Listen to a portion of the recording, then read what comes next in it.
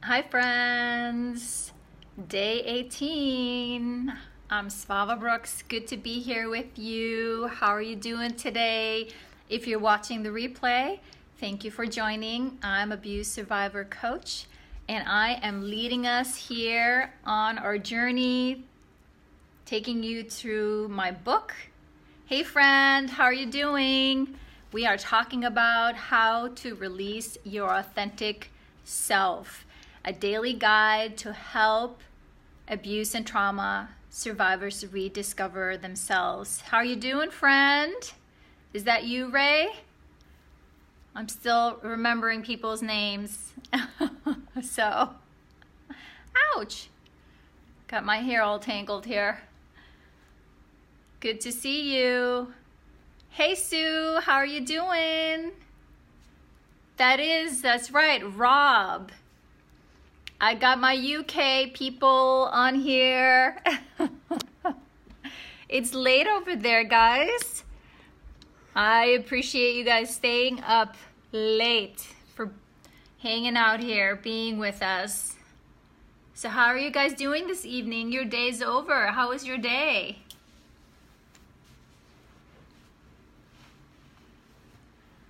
You don't really sleep, Rob? I'm sorry to hear that. Is that the PTSD that keeps you up?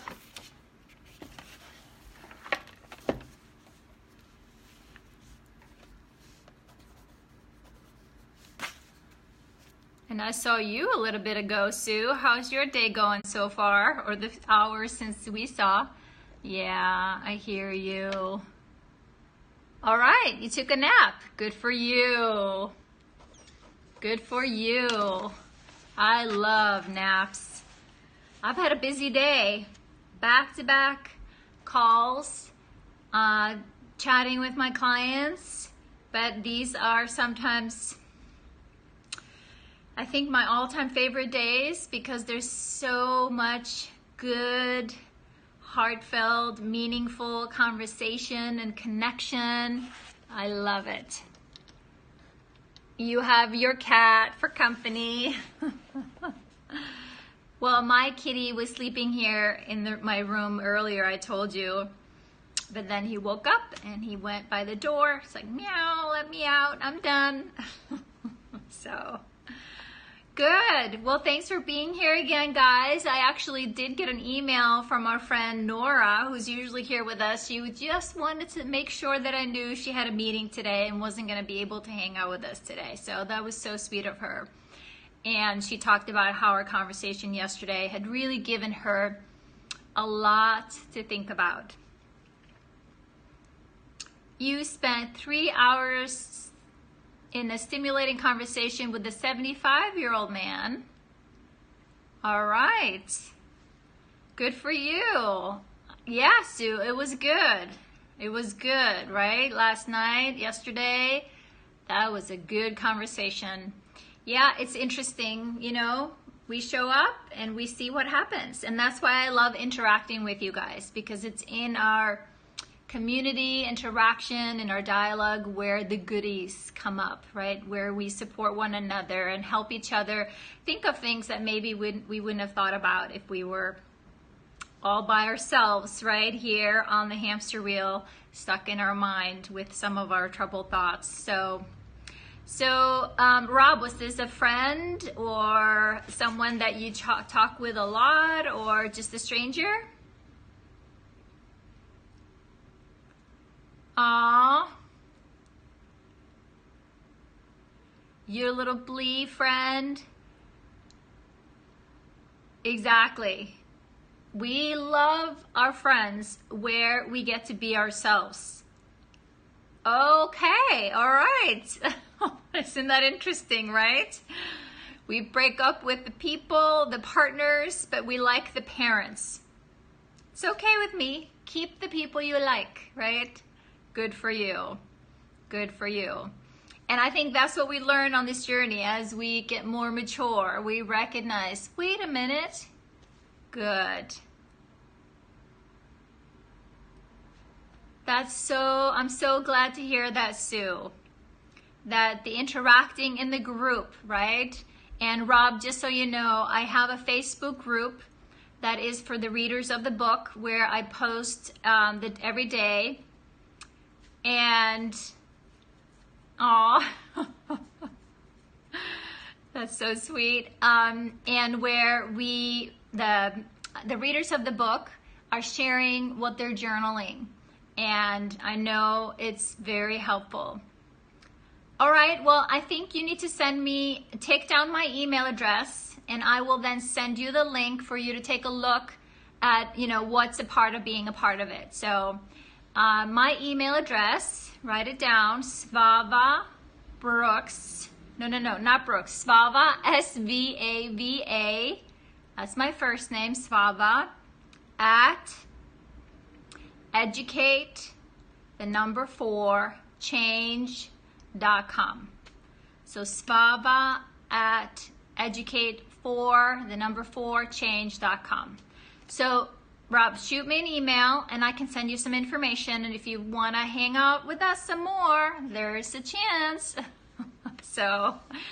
And Sue, I'm so glad that you're seeing how helpful that dialogue is that when we write out things, it's like we're getting things out on paper, which for so many of us for a long time, writing about some of this hard stuff is hard. And even writing for me was very hard in the beginning because it's like once it's on paper, it's the truth, right? And someone could see it.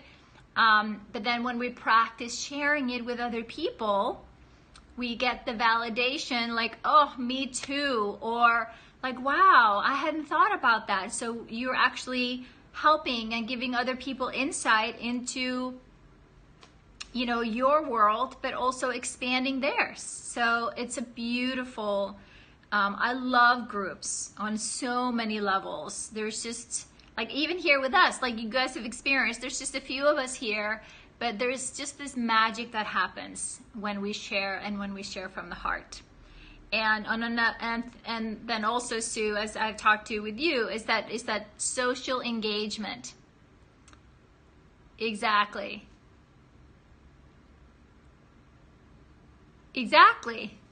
That's right. The power of sharing. Exactly. Trust me, we will find more people. They will find us. I'm trusting. We just keep showing up, right? You build it and then they will come. So I'm always trusting the process, trusting it's going to roll out just perfectly. So today, what are we talking about, right? Sue, you already did some beautiful writing in the book, in the group about this already.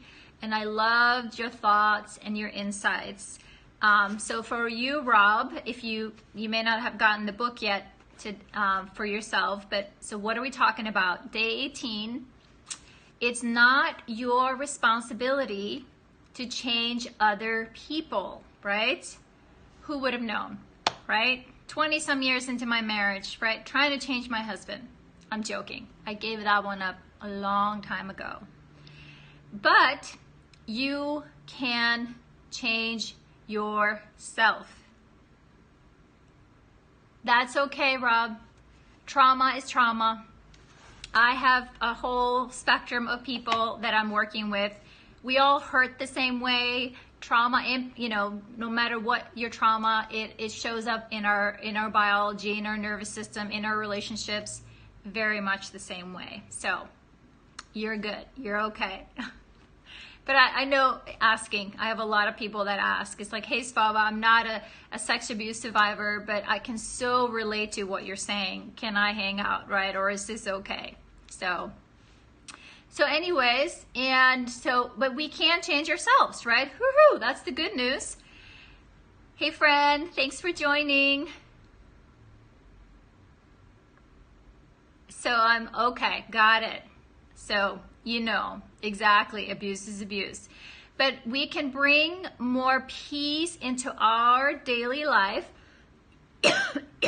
And that's the blessing, right? We can change ourselves. We can focus on what we need to do to make ourselves feel better, right? To have a better, more peaceful life. So make peace a priority every day. It will change your life. right? This is one of those like little bit every day. And actually most of these truths are something that, you know, takes a long practice. Just a little bit of awareness, like it's like a droplet. It will go deeper and deeper and deeper and deeper and become more and more and more and more meaningful. So then the questions are, what gives you peace? And when you figure out what gives you peace, how can you make that a priority every day? And Sue, if you want to share, you came up with something beautiful today in your journaling about, you know, about changing other people or changing ourselves. And I'd love to hear from you if you want to share. But in the beginning, why do we try to change other people, right? We've already talked about it a few times here together, that we are so focused on the outside world. We're focused on other people. We're focused on taking care of other people. And it's kind of that same focus to avoid kind of looking at ourselves that makes us kind of compelled in wanting to, right, help people, right? Quote unquote, I'm just here to help you, but you should do. You ought to change, you know, and the list goes on, right? And sometimes in relationships, you know, been married for over 20 some years, and for myself, I thought it was my husband's job to make me happy, that, you know, it was, you know, my children and my husband's job. And so I needed to change him, or he needed to change in order for me to be happy. So that took a little while, right, of butting heads, until one day, wait a minute, why am I trying to change him? I need to take a look at what it is in me that is asking him to change, and how can I let him be him, right? I already married him. It's like, this is what I signed up for. But what is it about me that I'm learning to accept about myself to be and find peace within myself? Exactly. Found I couldn't change others, so I tried to change myself to fit in, right? But that meant we were at war with ourselves, right? When we recognize, wait a minute, I can't change others. I can only, exactly, no peace in that. I can only change me. But then how do I change myself so they approve of me? How do I make myself good enough so they will love me? How do I make myself perfect enough? Exactly. Exactly. Worrying about things you can't change causes problems. Exactly. I thought it was my job to make everyone else happy. No, friend. I know most of us think that, right? That it's our job to make other people happy. Not so. And that's hard for a lot of us. I even tease my husband. He can't hear right now. But sometimes when the cats are like, you know, coming and meowing and like they want to be fed, he gets frantic. He gets a little anxious. And I'm like, you are that Camelon. You turn into what the environment calls of you. I hear you. Yes. Yes. Good. I'm glad to hear you recovered from that. But, you know, you recognize how it makes people uncomfortable when, you know, like I said, even the cats are asking for food. And I'm like, it's the kids' job to feed the cats. If they're not around, I will do it. So I will just, you know, let them meow a little bit until the kids remember it's their job. But I don't get so uncomfortable that it's like I'm compelled to take care of other people. But that's a lot of it. So Sue, what have you found has helped you, or perhaps you're on this journey as to recognizing, you know, what it's your job to find peace within yourself, right? To recognize what are the things that bring you peace, what are the parts that perhaps are out of alignment or haven't been accepted. So there is a little like discomfort with, you know, the peace inside of you, because maybe it's a shadow part or a hurt part, or a part that hasn't, been heard or validated. Any thoughts? And so what are you doing to, like I said, recognize what gives you peace? How are you taking responsibility for becoming your authentic self, right? That's what this book is all about. That's what we're doing. Exactly. Accepting ourselves, coming home to ourselves. Yes. I love that. Coming home to our bodies. My temple, this body that's worked so hard for me for so long, and I rejected it and beat it up, and I was so hard on it and turned myself into a pretzel, right? Trying to do and be what other people wanted me to be so they would approve of me or love me or accept me, right? Now it's just like, and you guys you've already gotten a taste of that. Good. I just show up. I'm my goofy self. I don't try to be perfect all the time. Such a relief. And I'm just curious to see who shows up.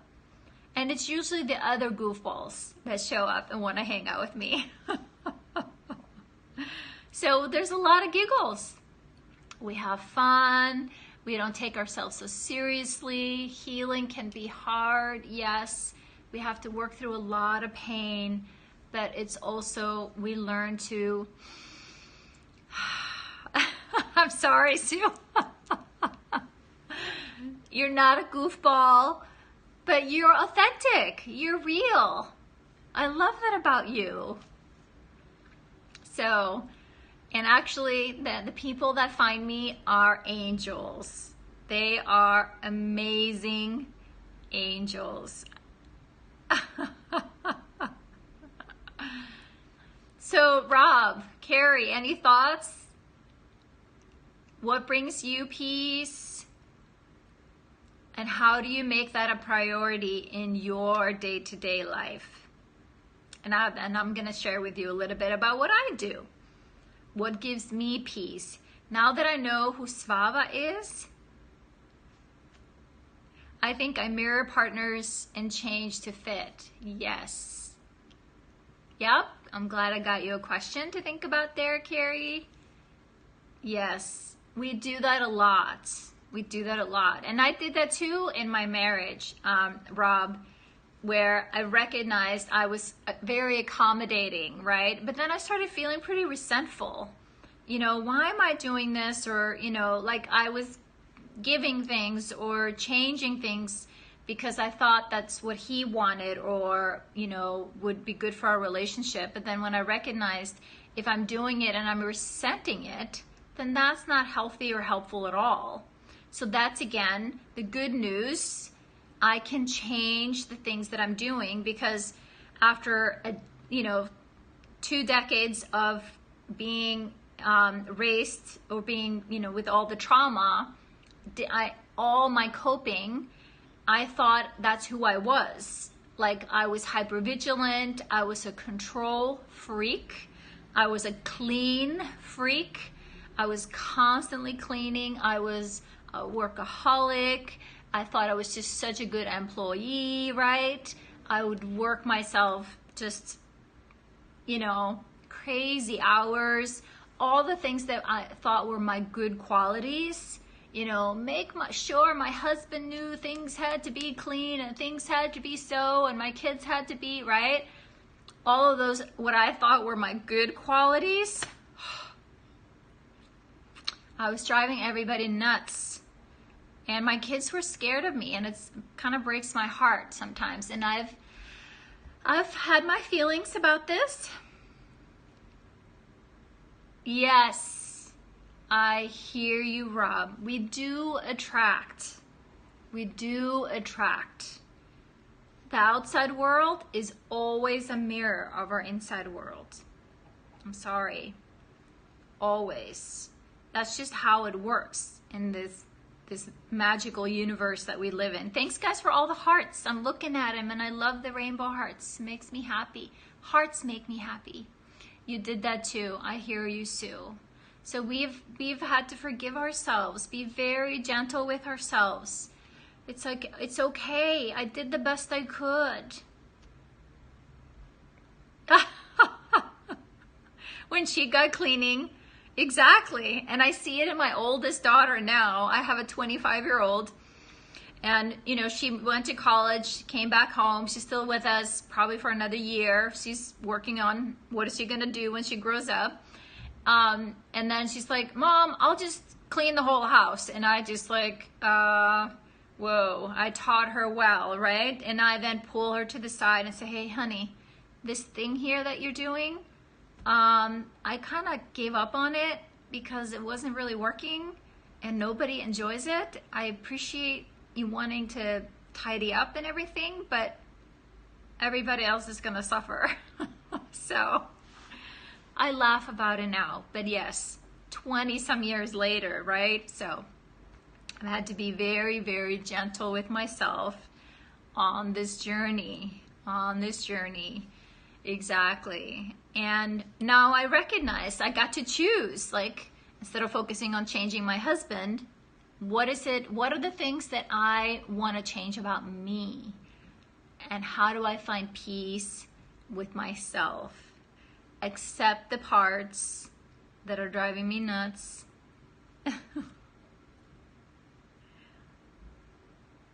Yes, exactly. Once you open up to psychology, you see that mental health manifests everywhere. Exactly. Because we are actually complex but simple creatures. We are driven by our biology and our habits. And so that's why I try to be, you know, informative and give you guys an understanding of you aren't bad or broken. You are just compelled. This is to do what you're doing because of what happened to you. This is a normal response given your abnormal experience. Like our childhood, our experience, our trauma, right? Was not normal. We thought it was normal. We normalized it, right? So any other thoughts? What gives you peace? I gave you guys something to think about. Feel free to share if you like. If you don't want to, that's okay too. Maybe journal, find some way to explore that for yourself. And I wrote down here, and I've already shared with you guys, you know, for me, it was more and more about, you know, becoming myself, accepting my truth. And that also is about accepting my feelings, right? I rejected myself and struggled with finding peace because it was my emotional upheaval, all the stuff that I continued to carry inside of me. It was hard to find peace. It was just, you know, crushing inner tension that I was working very hard at just pushing down all the time, every day. Nope, not letting that up. And so slowly giving that permission to come up and letting it out. Because then there was more room to be my bubbly, happy self, right? Who am I? Who am I really? What do I want to do? What do I want to, you know, how do I want to play? And so what brings me peace now, nature. There you go, Sue. Music, someone helps you be peaceful. Exactly. I love music, and music definitely can be a trigger. Yes, I love that. State of creative flow.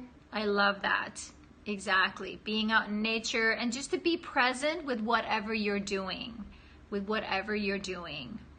I still use, you know, I love music, and now if my emotions get stirred up when I'm listening to music, I just let it flow. I mean, I actually cry quite a bit if I feel the tears, and they're not always sad tears. I cry a lot of just joy and happiness, and you know, tears are for me like a range of expression, right? TV commercial or Disney movie or a song, I'm crying and I'm just letting it come. Yeah. Well, I think so many of us develop the empathic ability because of our trauma, because of our PTSD, right? That hyper vigilance, that like sixth sense, that we are like always hovering up here, you know, like I said, I was controlling. I could finish people's sentences. I could see around corners. Oh, I love cross-stitching too. See, we continue to find things that we love about ourselves. I have cross-stitching things all over my house that my grandma did and great-grandmother, and I still have things that they started and didn't finish that I'm gonna finish one day. I'm gonna finish their cross-stitching. I still carry that with me. But what I was saying about that hypervigilance, I'm a multitasker here, multi-conversations, is that, yeah, that heightened awareness that it's a skill that we develop. And I actually love that David Berceli, the founder and creator of TRE, the tension and trauma release exercises that I've talked about, he talks about this, that as we heal and reconnect with our bodies and learn how to self-regulate and kind of stay within the calmness of our nervous system, right? That part of us who kept us like high alert all the time becomes our really intuitive, empathic ability. And I think he's right on. I think it's definitely something like that's the post-trauma growth, right? That's kind of the gift that as we heal and, you know, come back, it is this superpower that we've developed and practiced. And before we used it kind of, we turned it on ourselves a little bit, right? That overwhelm, that PTSD feeling that our systems just goes into overload. Now it becomes a skill that we can use to kind of tune into and become aware of things around us, intuitive abilities.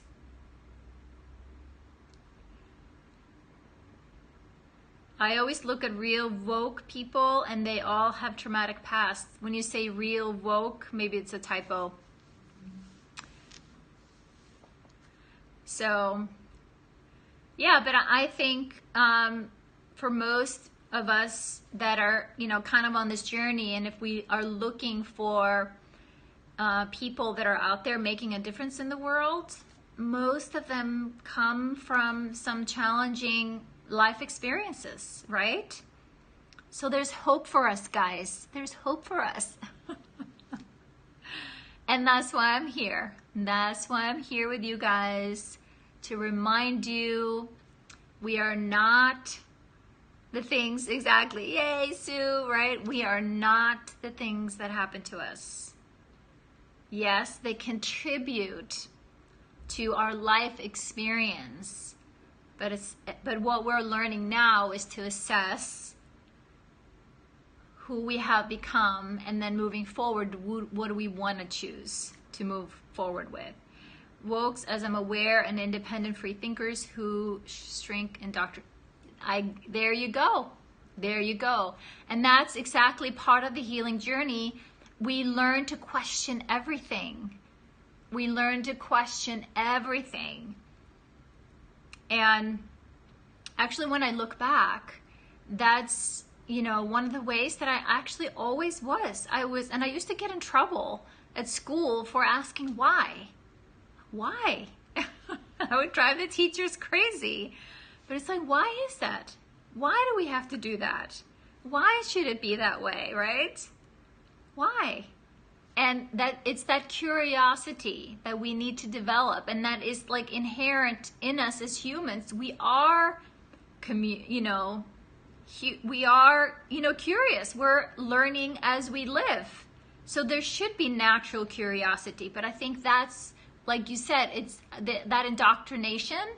It is trained out of us, and for some of us, is literally beaten out of us, or we are so traumatized. Aw, I'm sorry, Sue. I'm so sorry. I hear you. I was rejected quite a bit because I was, hey friends, thanks for popping into our conversation. You know, I was made feel crazy or like you're just too much. Pipe down, take it down, stop it, right? And even my daughters, now 21 and 24, almost 25 this year, they would come home from school because they had that same drive and curiosity that I had, and they would like say, "My mom, I got in trouble at school for asking too many questions," and I'd be like, "What?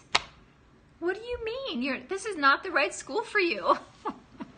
So unfortunately, that still happens way too much. But there is people like you and me and us that are waking up, right? We are waking up, recognizing my truth is my truth.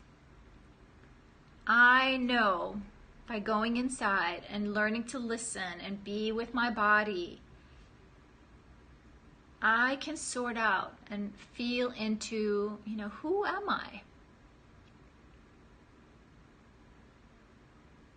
What do I want? Yes, we are getting there. And trust me, Sue, I'm work in progress too. There are areas that, you know, are just out my comfort zone. Exactly. That I'm pushing myself, you know. Mental health is not exactly so stigmatized anymore. But trust me, friend, Rob, I know. I can't tell you how many times, because I do a lot of public speaking, and I can tell, you know, when I tell people what happened to me, and I never go into the gore details, if you will, but when I tell them, yeah, I'm a survivor of childhood sexual abuse, it's that you can see the thoughts kind of run through their eyes, like the judgment or the you know. So the same thing with, you know, mental health or anybody that, you know, is exactly, I know you know what I'm talking about, and it just feels unfair, and it hurt as long as there was shame here to attach it to. When there was shame still in me, it hurt.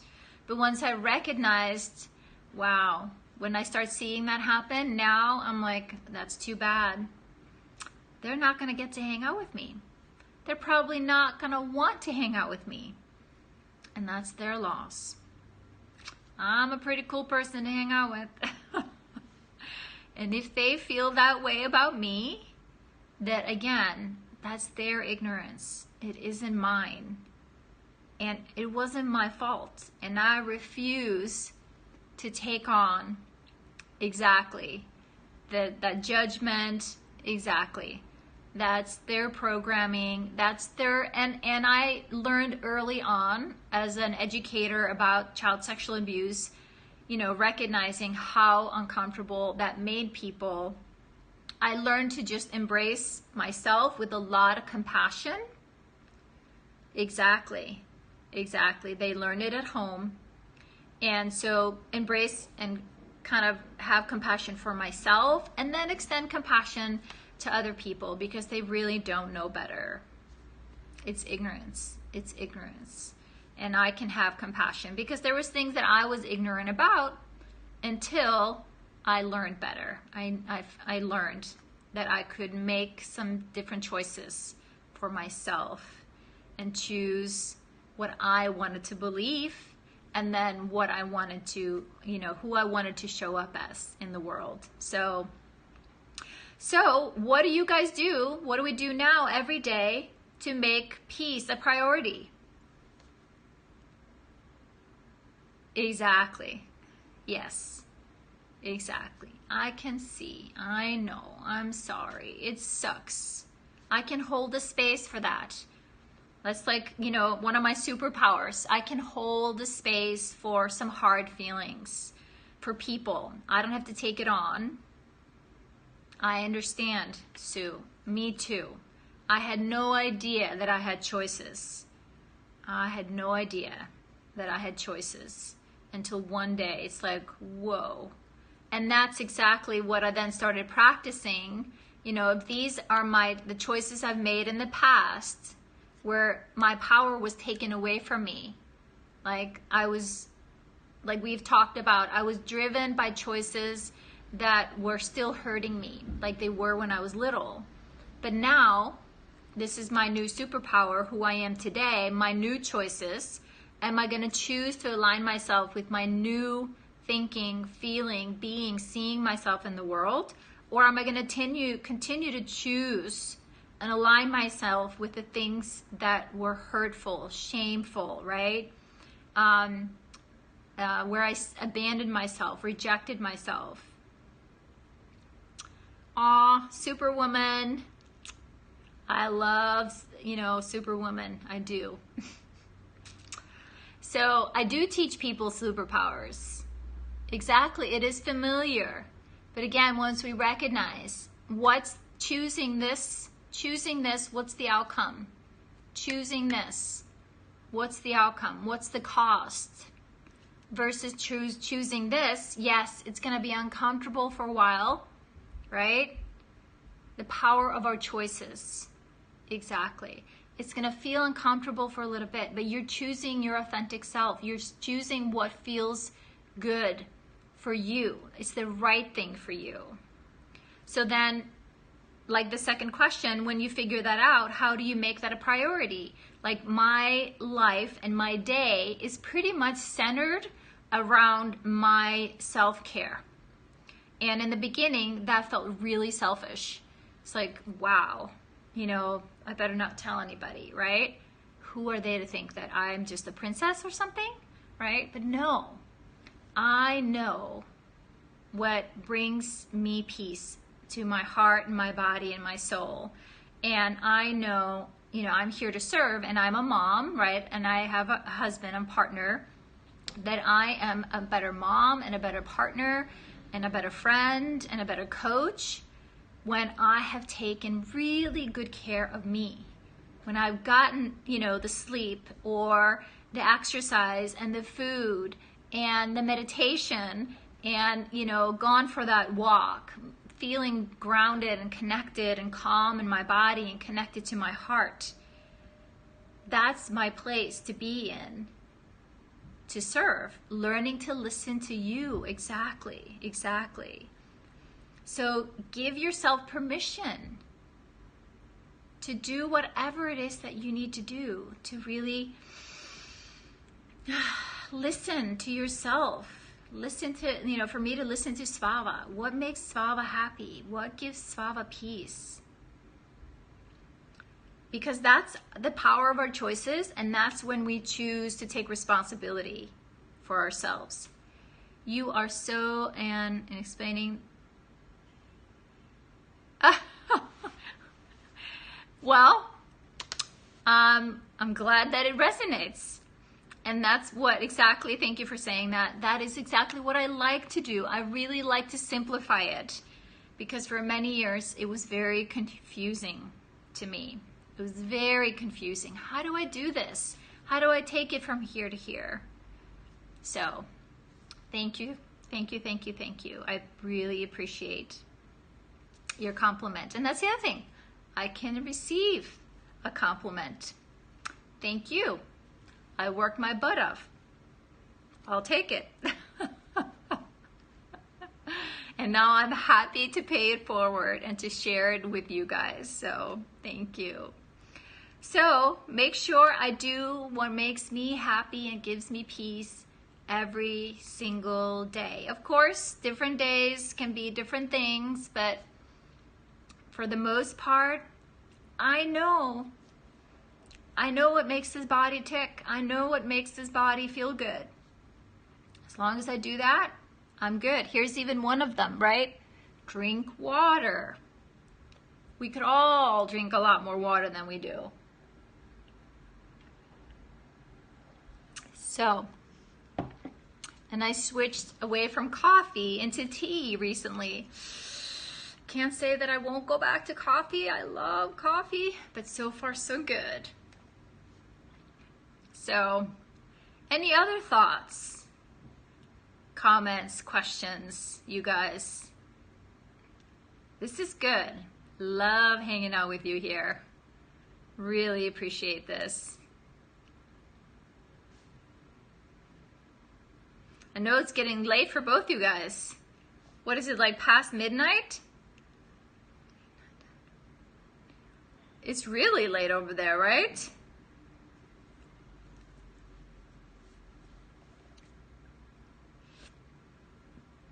Yes. Process.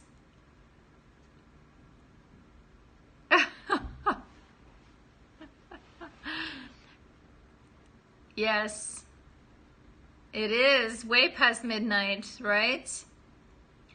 Well, I'm not going to keep you guys up much longer, but this was a good conversation. Thank you for being here today. Yes, I'm hanging on with a tea. I may go back to coffee, but it was good for me. It was good for me and coffee to break up for a little bit because I think it was also impacting my sleep. But, you know, coming from Europe or Iceland where coffee is like 24/7, right? You're just constantly drinking coffee. I needed to taper off a little bit, so I did that. So thank you guys. Thank you so much for being here. Thank you for your sharing, for your vulnerability, and for your courage. So I want to celebrate your willingness to learn, to dig in there. Aw. You're so very welcome, Rob. You are so very welcome. I can feel your warmth too, and I'm grateful that you are here. And I appreciate your sharing and your lovely compliments tonight, so thank you. Thanks, Carrie. Thank you, Sue. Good night. Thank you for the flowers. The flowers make me happy. They make me happy. I'm definitely a flower girl. I probably was a fairy some point, some lifetime ago. So, well, thanks, guys. I'll hope to see you next time. Day 19. All right. There's some good stuff we're going to talk about tomorrow. So we'll save that for tomorrow. So have a good evening. Bye now.